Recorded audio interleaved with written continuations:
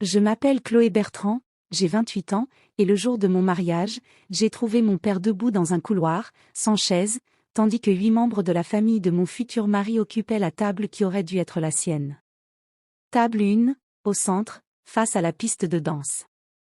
C'est là que mes parents auraient dû s'asseoir. Quelqu'un les avait déplacés à la table 16, la dernière de la salle, coincée entre la porte des cuisines et les poubelles. Et quand j'ai demandé à mon fiancé pourquoi, j'ai entendu une phrase qui a fait s'effondrer 2 ans de mensonges que je m'étais racontés à moi-même. J'étais debout dans ce couloir, en robe blanche, 180 invités attendant derrière le mur, et j'ai pris une décision que je ne regretterais pas même si je le pouvais. J'ai grandi à Chalindray, en Haute-Marne, une petite ville où le facteur connaît le nom de votre chien mais jamais votre deuxième prénom. Mon père, Bernard Roussel, plombier depuis 32 ans, avait fini de payer notre maison le jour de mes 18 ans, et nous avait emmené manger une glace pour fêter ça. Ses genoux avaient lâché vers la 20e année de métier, mais je ne l'ai jamais vu manquer un jour d'école pour moi. Ma mère, Ginette, travaillait à la cantine de l'école primaire, connaissait 400 enfants par leur prénom, et ceux qui n'avaient rien mangé la veille recevaient toujours une double portion, sans qu'on n'en parle jamais. Nous n'étions pas riches, mais la porte de la maison était toujours ouverte, le dîner toujours chaud, et jamais mes parents ne m'ont fait sentir qu'il me manquait quoi que ce soit. J'ai rencontré Maxime Delarue un jeudi d'octobre, 2 ans avant le mariage, à la clinique où je travaille comme infirmière. Il accompagnait son père pour un bilan de routine, grand, la mâchoire nette, le genre d'homme qu'on croirait sorti d'une salle de conseil. Nous sommes sortis dîner ce vendredi-là, puis toutes les semaines suivantes. Les Delarue appartenaient à un autre monde, promoteurs immobiliers depuis 3 générations, leur nom gravé sur une plaque au country club. La première fois que j'ai rencontré sa mère, Bernadette, elle portait de la soie crème et des perles grosses comme des dés à coudre.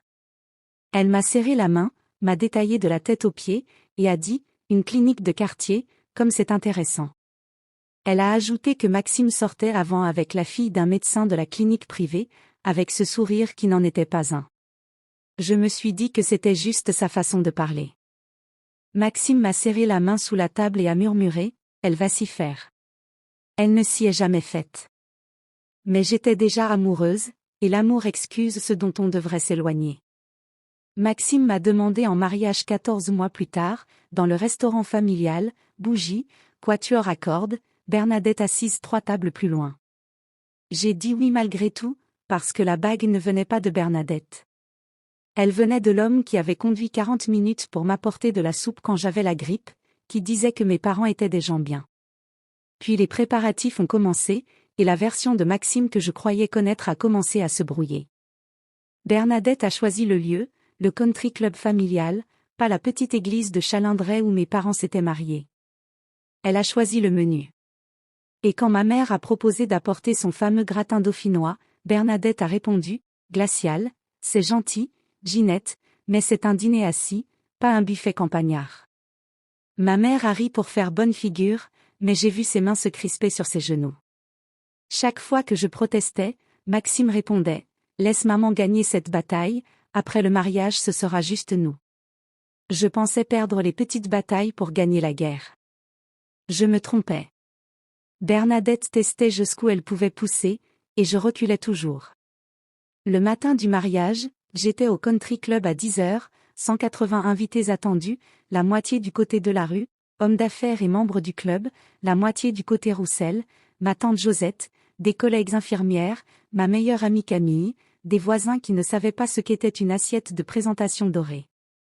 La cérémonie s'est déroulée à midi. Après, en vérifiant l'installation par habitude professionnelle, je suis entrée dans la salle de réception. 20 tables rondes, petits cartons dorés. La table 1, celle des parents, était dressée pour 10, tous des Delarue. J'ai continué, table après table, jusqu'à trouver, table 16, la dernière, coincée contre le mur près de la porte battante des cuisines, les cartons au nom de Bernard et Ginette Roussel, posés sur des chaises pliantes, à 2 mètres d'un chariot de vaisselle sale. L'organisatrice m'a dit que Bernadette avait fait des ajustements ce matin, et que la mariée avait approuvé. Je n'avais rien approuvé. Je suis allée trouver Maxime dans la suite des témoins, en train d'ajuster ses boutons de manchette devant un miroir. Qui a déplacé mes parents ? Maman a réorganisé certaines choses, ce n'est pas grave. Ils n'ont même pas de vraies chaises, Maxime, ils sont à côté des poubelles. Il a soupiré. Les Rocheteau et les Vaillant sont plus importants pour l'entreprise. Aucune surprise sur son visage. Il savait depuis le matin. En repartant, je me suis arrêtée près de la table d'accueil et j'ai ouvert le livret de cérémonie. La page des remerciements ne citait que la famille Delarue, aucune mention de mes parents, alors que j'avais écrit moi-même, 3 semaines plus tôt, à Bernard et Ginette Roussel, dont les sacrifices ont rendu tout cela possible. Effacé, pas seulement de la table, du souvenir. J'ai trouvé Camille, ma témoin, et je lui ai tout raconté. Elle m'a simplement demandé ce que je voulais faire. En retournant vers la suite de Maxime, la porte était entr'ouverte. J'ai entendu la voix de Bernadette, basse et contrôlée, « Regarde son père, ce costume date d'il y a 20 ans, et sa mère a cousu sa propre robe, ils ont l'air pauvres. » Et Maxime, « Tu as raison, maman, les Roussel seront bien à l'arrière. » Il y a des phrases qu'on ne peut pas désentendre. Celle-là en était une. J'ai poussé la porte. Bernadette a réajusté son sourire en une fraction de seconde.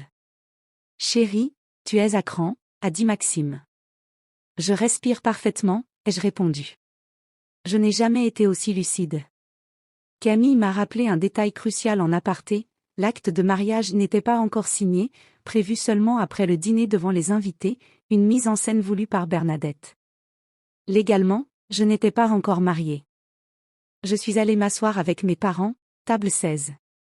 Mon père m'a regardé, inquiet. Ne fais rien pour nous, ma chérie. Je ne le fais pas pour vous, papa, je le fais pour moi. Je me suis levée, j'ai traversé la salle, j'ai pris le micro, et devant 180 invités silencieux, j'ai raconté exactement ce qui s'était passé, le déplacement des cartons, les mots de Bernadette entendus derrière la porte, l'accord silencieux de Maxime. J'ai retiré mon voile, je l'ai plié soigneusement, posé sur la scène, et j'ai dit que je ne signerais pas un mariage où ma famille était traitée comme une honte. Je suis partie avec mes parents, sans jamais poser ma signature. 2 semaines plus tard, j'ai découvert que j'étais enceinte. J'ai informé Maxime par écrit, avec l'aide de Camille, précisant que toute communication passerait désormais par des avocats. Sa famille a menacé de me traîner devant les tribunaux, mais sans acte signé, aucun divorce n'était nécessaire. Ma fille, Louise Roussel, est née 9 mois plus tard, portant le nom d'un plombier et d'une dame de cantine qui ne m'ont jamais fait sentir que je manquais de quoi que ce soit. Aujourd'hui, chaque dimanche, nous dînons autour de la même table en formica de mon enfance, sans nappe brodée, mais où chaque personne présente a choisi d'être là. Louise n'a jamais été assise à une table où elle n'avait pas sa place. Si vous avez déjà eu à défendre votre famille face à quelqu'un qui la trouvait indigne, dites-le en commentaire, et abonnez-vous pour la prochaine histoire.